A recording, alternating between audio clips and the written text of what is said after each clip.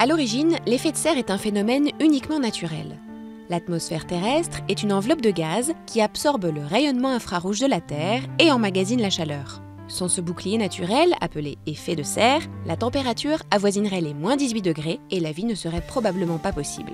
Mais ce processus naturel a été déstabilisé par les concentrations dans l'atmosphère de 3 gaz à effet de serre, notamment dioxyde de carbone, méthane et protoxyde d'azote, qui ont atteint des niveaux records en 800 000 ans.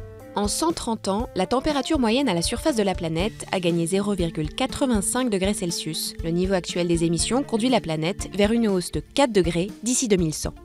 Pour les climatologues, les activités humaines en sont les principales responsables. Avec les combustibles fossiles, les émissions cumulées de CO2 ont atteint plus de 2000 milliards de tonnes depuis la première révolution industrielle de 1750. L'agriculture intensive, le méthane qu'elle génère, est responsable de 10 à 12% des émissions de gaz à effet de serre, les ruminants à eux seuls y contribuant à près de 40%, et la déforestation qui détruit la végétation, qui elle-même absorbe le CO2.